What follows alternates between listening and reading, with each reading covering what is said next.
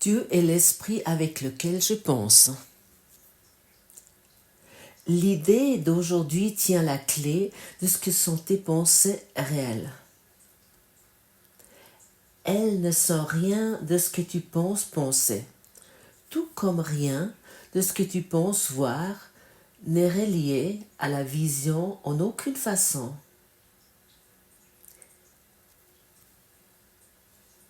Il n'y a aucune relation entre ce qui est réel et ce que tu penses réel. Rien de ce que tu penses être tes pensées réelles ne ressemble en quoi que ce soit à tes pensées réelles. Rien de ce que tu penses voir n'a la moindre ressemblance avec ce que la vision te montrera.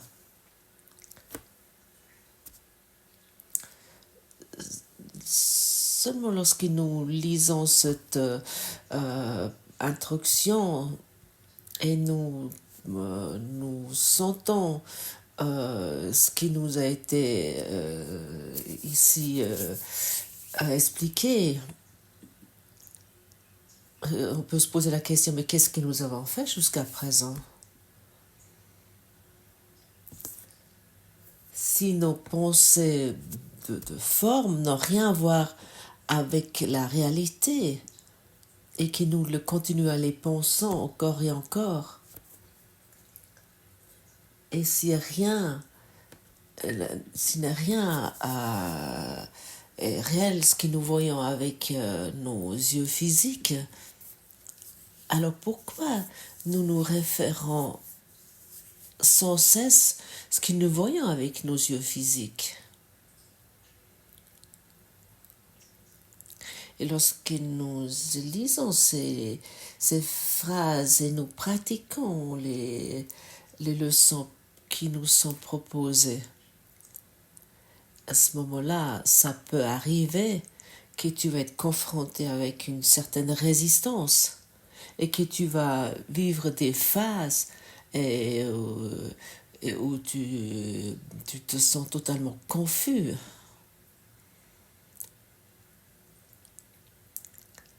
Non, et ça, en fait, ça nous démontre notre confusion et les résistances qui se montrent tout d'un coup sont des résistants qui sont déjà là.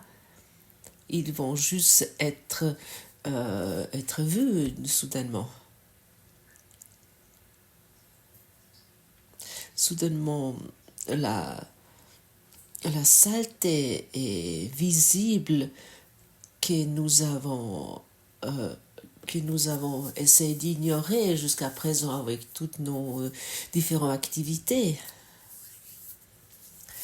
Soudainement, tout est vu. Ce que nous avons essayé de dissocier. Les leçons nous amènent dans un ordre de sainteté, et pour cette raison, ce qui est proposé ici, si tu veux les voir, c'est des leçons de sainteté, c'est des exercices de sainteté. Ils vont t'amener à ta sainteté.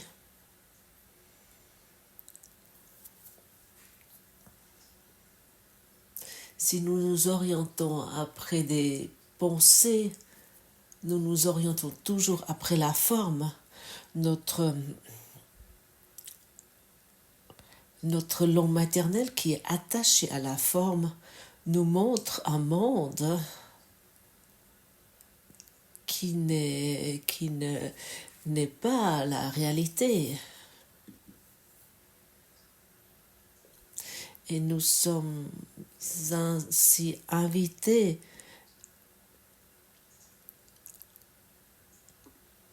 de dépasser cette langue maternelle, ce langage d'image.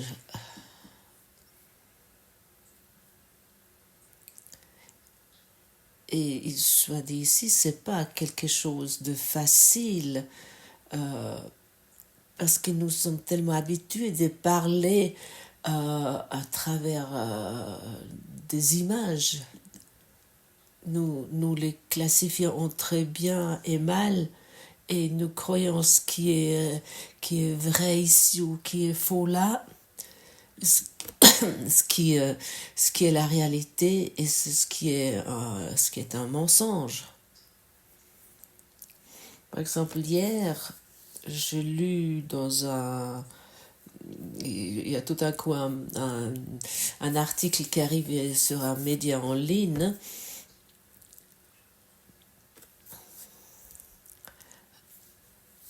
Cet article, si je me rappelle bien, c'était aux États-Unis. Un criminel, un abuseur d'enfants ou un violeur d'enfants, il a été assassiné dans la prison. Et mon premier réflexe était, il y avait qu'il y avait une photo de lui, et puis mon premier réflexe, ma première réaction c'était cette pensée égotique. Ah voilà, c'est ainsi, c'est en fait, ça c'est la justice qui s'est enfin passée, et j'ai pu observer comme dans une millième de seconde comment ça a apparu, et j'ai pu voir que ce n'était pas des pensées dans la lumière, et que j'ai projeté ça, et que le monde entier projette ça. J'ai repris mon jugement et j'ai demandé la lumière de Dieu. Et à ce moment-là, cette personne que elle voulait juger avant, que j'ai jugé avant, a pu guérir dans mon esprit. Moi, je ne pouvais pas guérir ça moi-même, bien sûr, parce que moi, j'étais attachée à cette pensée d'image. Mais je le laissais guérir, simplement en faisant un pas en arrière, en demandant le Saint-Esprit, comme lui, il voit ceci. Et comme le Saint-Esprit est totalement impersonnel, il pouvait me montrer la vérité, il pouvait me dire ça ne s'est jamais passé. Et cette façon totalement différente, ce point de vue totalement différent sur ce monde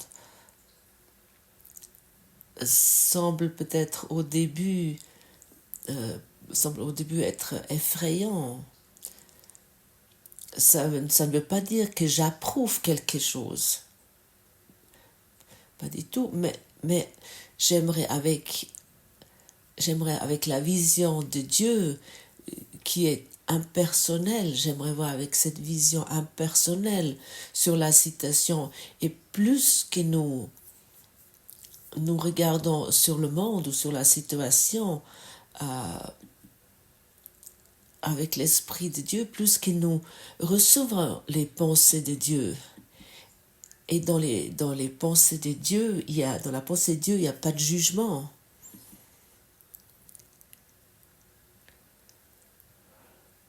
Et plus que nous nous identifions avec ce cours en miracle, et plus ça devient clair, et que nous allons être amenés dans une existence impersonnelle.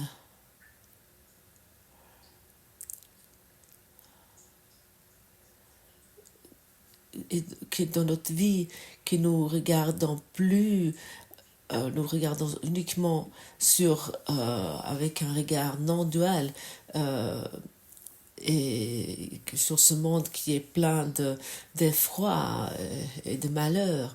Et bien sûr, ça demande un certain entraînement. Je pense il est clair en traitant à quel point nous sommes conditionnés, à quel point nous avons des lavages de cerveau en nous et que nous croyons que nous percevons la réalité et nous pouvons juger selon notre perception. Si nous regardons les premières leçons que nous avons entre-temps intériorisées, nous avons pu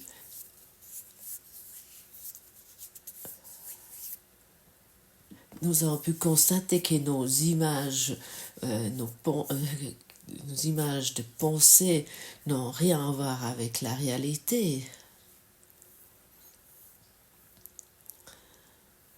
Et ça va vraiment être soutenu et vraiment renforcé avec chaque leçon. Et ça va être... Et nous sommes en train de mettre en question de plus en plus que nous croyons, nos croyances, de mettre en question toutes nos croyances. Nous pouvons par exemple nous poser la question, qu'est-ce qu'est une pensée éternelle?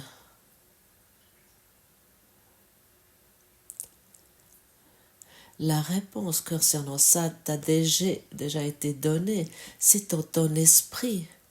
Qu'est-ce qu'est une pensée éternelle? Une pensée éternelle est une pensée de Dieu qui inclut l'éternité.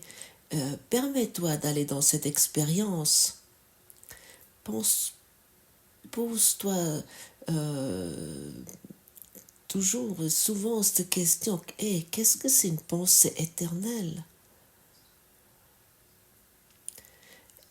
Apparemment, nous n'avons pas l'air de le connaître parce que nous nous occupons sans cesse avec des pensées de forme qui changent 60 000 fois par jour.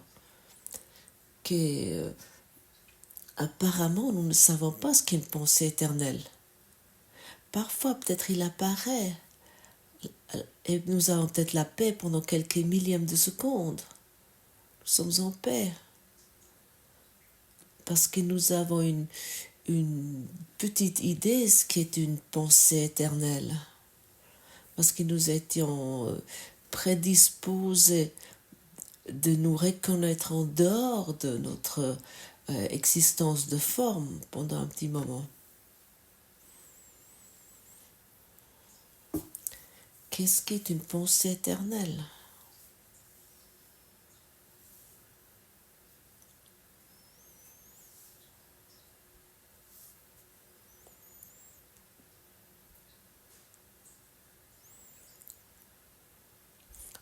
Nous venons alerte parce que c'est une question nouvelle que nous nous posons ici. Nous ne nous posons plus la question si ce criminel est coupable ou pas. Nous dépassons ce niveau de forme. Nous nous souvenons que les pensées nous attachons à la forme. Nos pensées personnelles nous attachent au monde. Et les exercices, les leçons sont là pour nous faire surpasser ceci.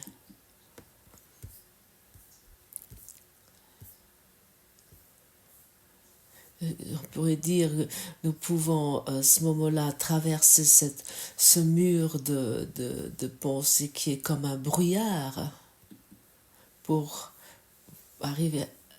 être conscient de la vérité qui est en nous. Ça veut dire que la pensée de Dieu qui est éternelle, elle est en toi. Tu penses avec l'Esprit de Dieu. Par conséquent, tu partages tes pensées avec lui comme il partage ses pensées avec toi. Ce sont les mêmes pensées parce qu'elles sont pensées par le même esprit. Partager, c'est rendre pareil ou rendre un. Et les pensées que tu penses avec l'Esprit de Dieu ne quittent pas ton esprit parce que les pensées ne quittent pas leur source. Par conséquent, tes pensées sont dans l'Esprit de Dieu comme tu l'es. Elles sont aussi dans ton esprit où il est. De même que tu fais partie de son esprit, de même tes pensées font partie de son esprit. Ça doit être ainsi.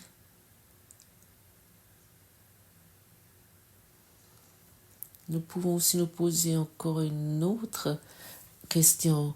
Où se termine la lumière de Dieu?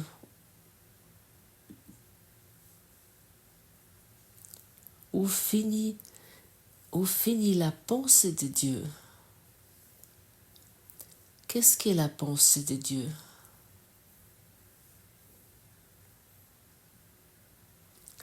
Et ces questions te font faire surpasser la forme dans l'esprit de Dieu qui est encore et toujours en toi et avec qui tu es un.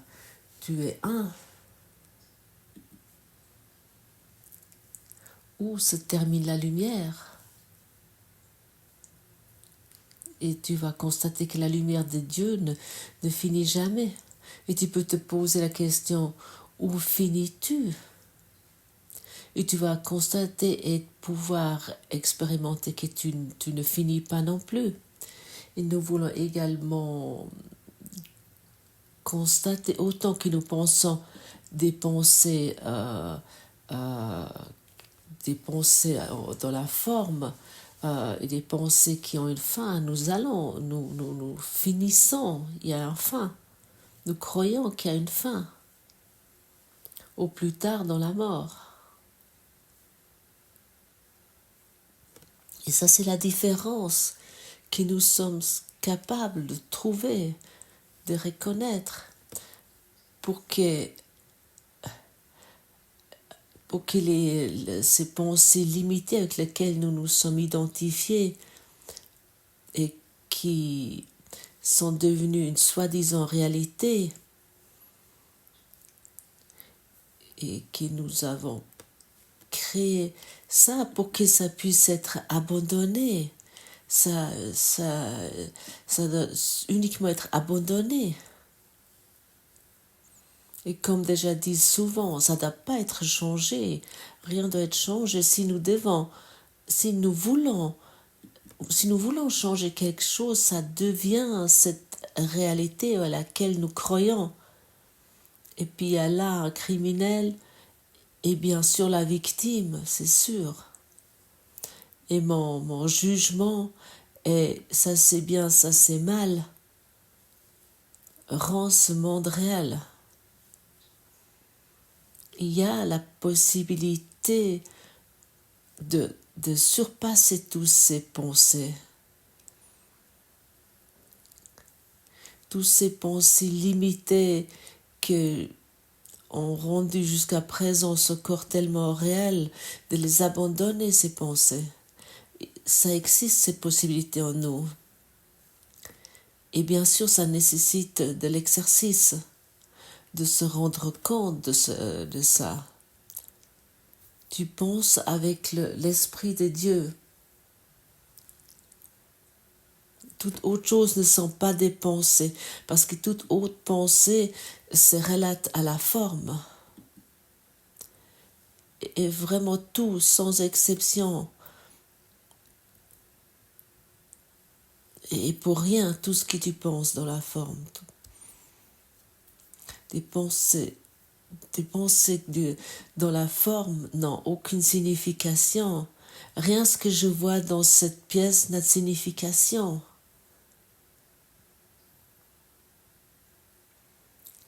Des pensées de forme que tu penses sur toi n'ont aucune signification.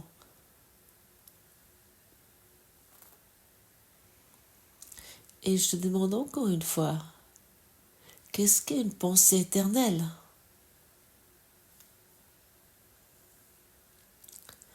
où se termine la lumière de Dieu, où toi tu te termines. Est-ce que tu sens déjà maintenant qu'il y a quelque chose bouge en toi parce qu'il y a la vérité, on parle de la vérité en toi? Peut-être tu arrives vraiment avec une douceur dans un sentiment, ah je connais ça. Alors si tu peux pas finir, tu as pas de fin, alors ce qui tu as en réalité est la vie éternelle. Seulement la vie limitée se termine avec les pensées de forme.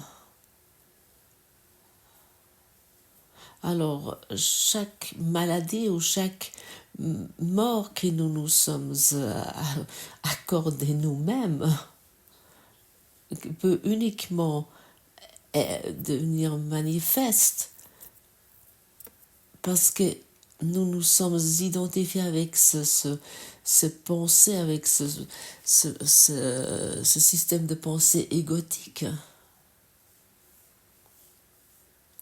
Le parasite, lequel nous nourrissons.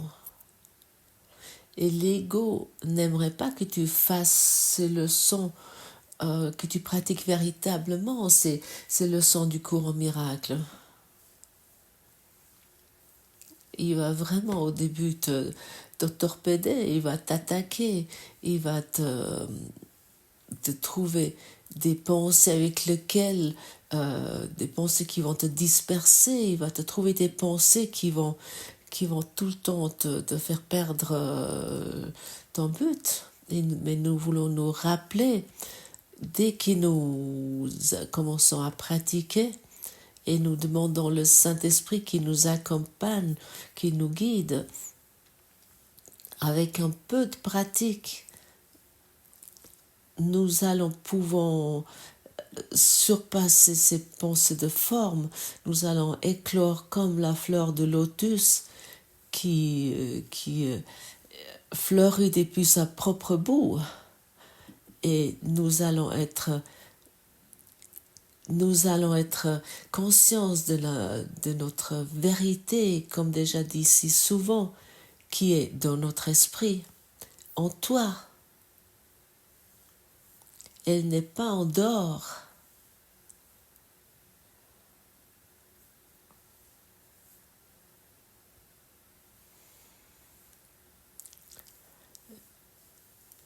Si elle ne peut pas être en dehors, si la lumière est infinie, tu es encore dans cette lumière. Tu dois l'être. Ou Dieu ment. Il y a ces deux possibilités. Soit Dieu est un menteur, parce qu'il n'a rien d'autre à faire, ou ce cours au miracle, ou la déclaration que la lumière est infinie est totalement vraie. Quelle décision aimerais-tu prendre? Quel est ton choix?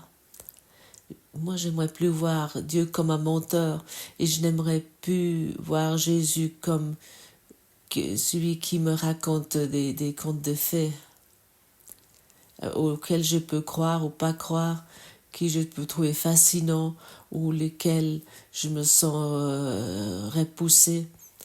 J'aimerais croire à ces mots, j'aimerais prêter attention à ces mots qui me sont proposés à travers le cours en miracle et qui me sont proposés tous les jours d'une façon merveilleuse. J'aimerais croire que Dieu est l'esprit avec lequel je pense. J'aimerais m'identifier avec ces mots. Et pour moi, c'est très important. Et je n'aimerais plus mettre en question, l'auteur de ce cours en miracle. Mais chaque fois, lorsque je suis en résistance avec ces déclarations, à ce moment-là, je mets en question l'auteur ou l'amour éternel. Et ainsi, je mets en question ma vérité, mon côté divin. Il serait comment si nous terminons tous ces bêtises et nous abandonnons toute cette résistance contre ce cours qui est la vérité et tout simplement et nous acceptons cette déclaration simple que tu penses avec l'Esprit de Dieu. De cette raison, tu partages ses pensées avec lui comme il partage les siens avec toi. Est-ce que tu es prêt d'accepter ça, vraiment de l'accepter totalement? Bien naturellement, tu le veux du fond du cœur. Le seul désir est que tu le reconnais véritablement, totalement pour toi. Tu es l'esprit avec lequel tu penses. Tu ne veux rien d'autre. Et malgré la tentation de juger sur quelqu'un, si nous ne sommes pas attentifs, semble énorme. Et ensuite se rassembler avec, se réunir avec d'autres égaux et de confirmer ce jugement. Et attention, quelqu'un contredit ça. Attention, quelqu'un de mettre en question ta vérité, ton jugement.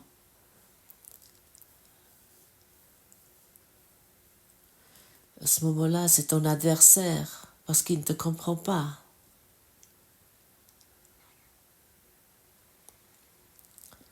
Oui, nous sommes vraiment d'une façon très étrange en route. Alors, où sont tes pensées réelles? Aujourd'hui, nous allons tenter de les atteindre. C'est dans ton esprit. Attendu, nous. C'est dans ton esprit que nous allons devoir les chercher parce que c'est là qu'elles se trouvent. Tu vois, tu n'es pas seul. Et Jésus est à ton côté avec les anges de Dieu. Et il te dit ici, nous allons tenter de les atteindre et que nous allons devoir les chercher. Elles doivent y être encore parce qu'elles ne peuvent pas avoir quitté leur source. Ce qui est pensé par l'Esprit de Dieu est éternel, faisant partie de la création.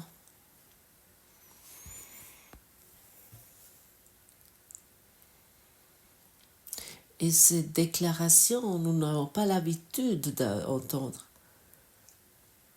Que la pensée de Dieu est éternelle. Waouh! Qu'est-ce que nous avons loupé jusqu'à présent? Si, comme parce que nous sommes occupés de nos pensées totalement débiles que nous avons eues tous les jours. En général, nous nous réveillons avec les problèmes lesquels nous nous sommes endormis. Et notre esprit semble être confus parce qu'il court après des milliers de pensées qui nous n'arrivons même pas à classifier, au lieu de s'arrêter et de prêter attention à la pensée éternelle de Dieu.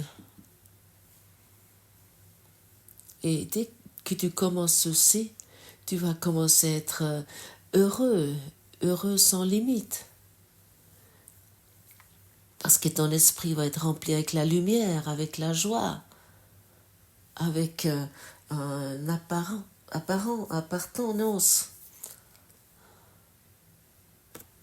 avec le un, l'essence qui est irréelle derrière nous pour rencontrer ce qui est vraiment réel.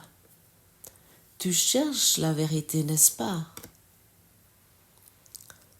Mais l'idée que ce criminel est coupable et qu'il doit être jugé, est-ce que cette idée est vraiment vraie?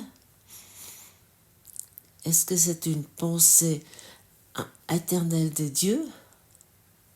Ou est-ce qu'il y a quelque chose à corriger? Ceci, tu peux uniquement te répondre toi-même. Et si tu constates pour toi, là, il y a quelque chose à corriger, ce que j'ai pas mis en question, alors sois bienvenu dans ce cours en miracle. Parce qu'il va t'amener dans le miracle de la liberté et qu'il va pouvoir te démontrer que dès que tu te tournes vers l'Esprit de Dieu, qu'il n'y a pas de différence et pas de degré de difficulté pour résoudre un problème. Il n'y a pas de degré de difficulté. Dès qu'une pensée limitée n'est plus disponible,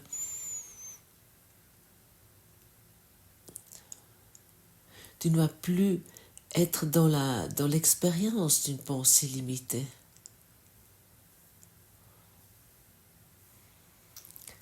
Et tout ce que nous percevons sur le niveau de forme est limité. Tout ce qui vient et qui part n'a pas de signification. C'est limité. Dans un rêve. N'oublie pas, nous parlons toujours d'un rêve. Nous ne parlons pas de la réalité. Comme ce que tu crois qui est réel. Qu'est-ce que c'est un rêve?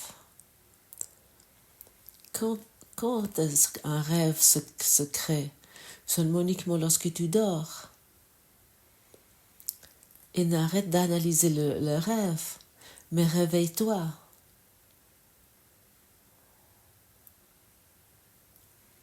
Les analystes de rêves, ils veulent pas que tu te réveilles, mais réveille-toi. Ça signifie aussi, il me semble que je dors. Il me semble vraiment que je dors lorsque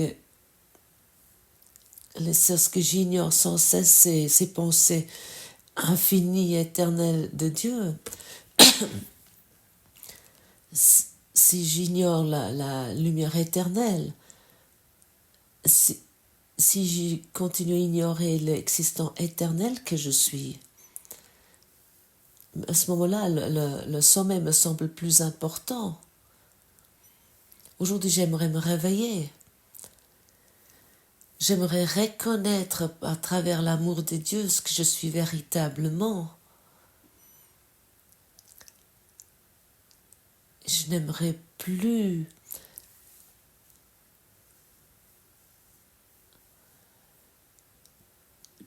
plus prêter attention à ces pensées de forme qui je considère comme ma langue maternelle.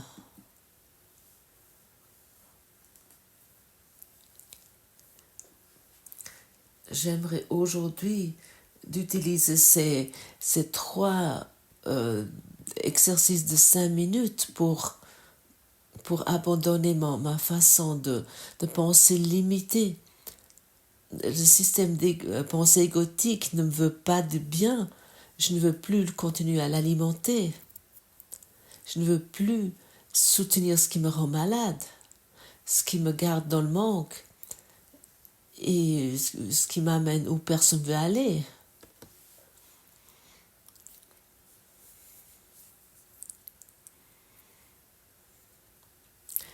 Alors, au moins, je dois abandonner mon ancienne façon de penser qui est totalement démodée et dépassée. En fait, la date de péremption était déjà depuis longtemps dépassée de cette façon de penser. Mais je n'ai juste pas constaté, je crois toujours encore que c'est vrai, mais il y a cette date de péremption qui est totalement terminée, qui est dépassée. Mais quelle erreur de penser.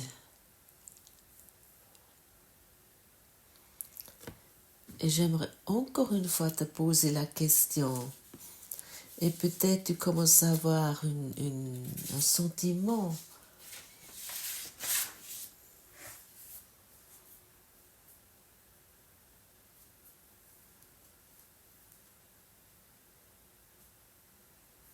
Qu'est-ce qu'une pensée de Dieu?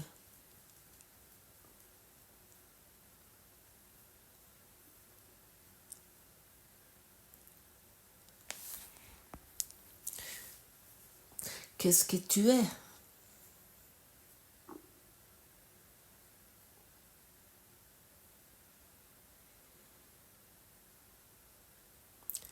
D'où viens-tu?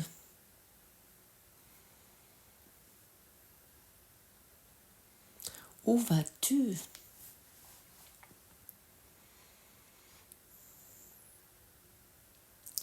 Si tu es éternel, est-ce que tu peux... Est-ce qu'il peut avoir une fin? Est-ce qu'il y a un début?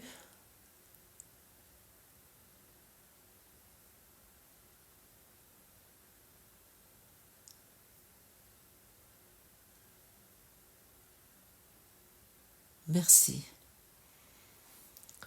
Merci pour ton écoute, pour ta présence, pour, pour ton dévouement, pour la vérité que tu es éternellement.